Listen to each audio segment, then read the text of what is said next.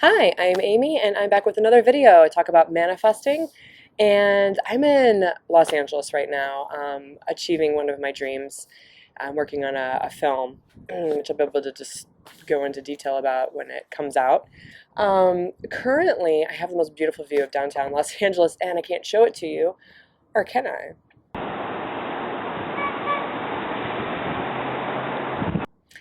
I? Because I am not able to look into direct sunlight. I don't know if other people are. I don't know how they manage. I have these handy dandy sunglasses and I still can't manage to sit in the sunlight to show you because the way the sun's angling. Anyway, what I really wanted to talk to you about is someone had left a comment in one of my videos wanting me to make a guide, a step-by-step guide on how to let go of your resistance and to go into allowing. So I wanted to do that really quick. And I'm going to be a little bit funny because you want to be kind of lighthearted about these things. I try to be. Because when you get into resistance, you're in conflict. That's basically what's going on. There's a part of you that's in conflict with another part of you or your reality. And let me just tell you right now, your reality is going to beat you every time. And what I mean by that is you don't have control, conscious control over the reality around you. That's from a higher source. That's being, that was created and put in front of you from a higher source. Now, you have control to choose consciously what you would like to experience, and then you get into a state of allowing, and that higher power will bring it around to you.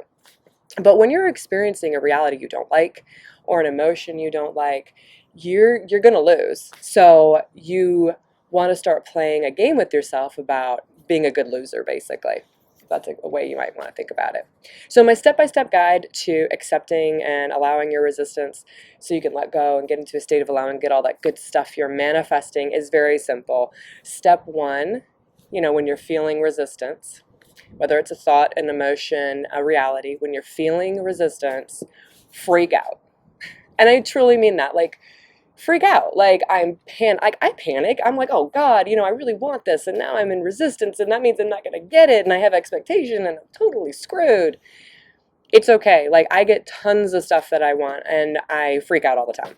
So the key is when you freak out is to give yourself permission to allow the resistance to fully come through you. You don't want to stop it. You don't want to resist the resistance. So I give myself permission to panic or to worry or to have an emotion. The first step is to allow it. The second step is to identify it. Now, you don't always need to do this step.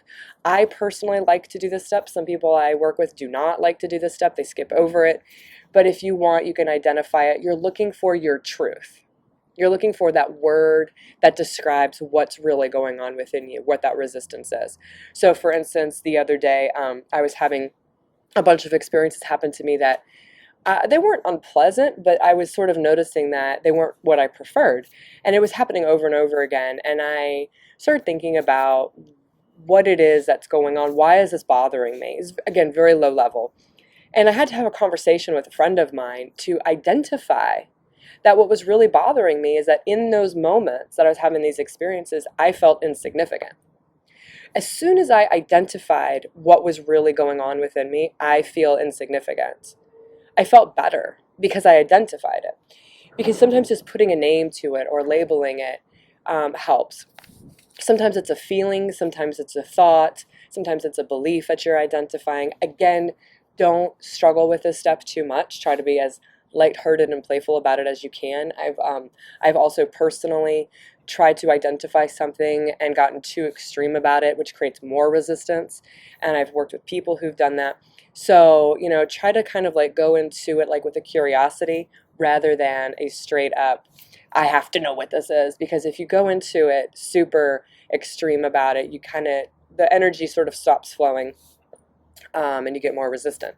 So step one is simply be the resistance, whatever that is, even if you haven't identified it yet.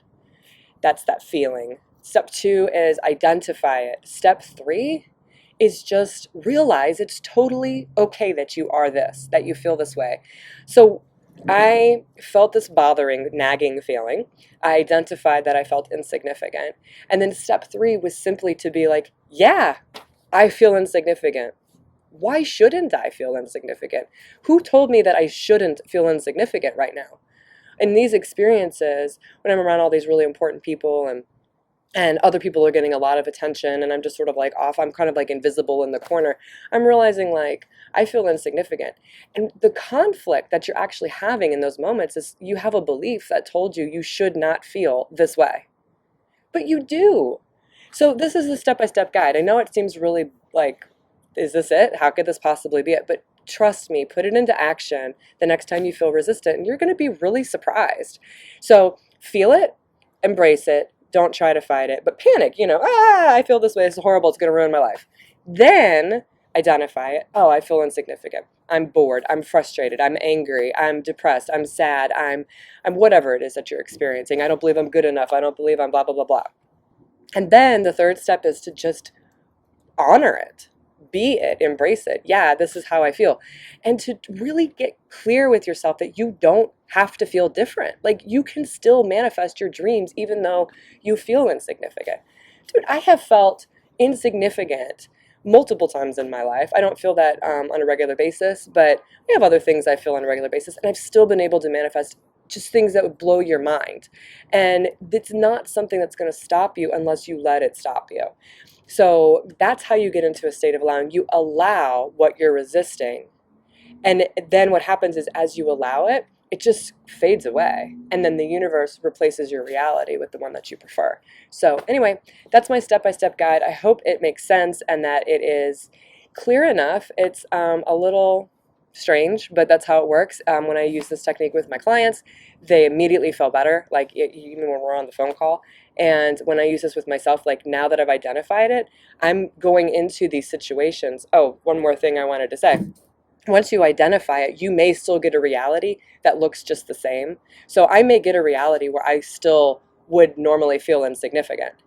That's the key, to allow yourself to feel insignificant or whatever it is in that moment. So if I have another situation where I feel that way, instead of fighting it and thinking I should be feeling different, all I'm going to do is just be like, yeah, I feel insignificant in this moment, and let myself be that and realize I'm perfect regardless of how I'm feeling. You're a perfect human being regardless of anything that's happened in your past, regardless of anything that's going to happen in your future, and any negative or positive emotion. You're perfect exactly as you are. That's what allowing is all about. Anyway, I hope this helps. Happy manifesting. I got to get out into LA. I got stuff to do. So I hope you manifest your dreams soon. I'm certainly living mine, and I can't wait to tell you guys all about it. But anyway, I'll talk to you later. Happy manifesting. Oh. Ah.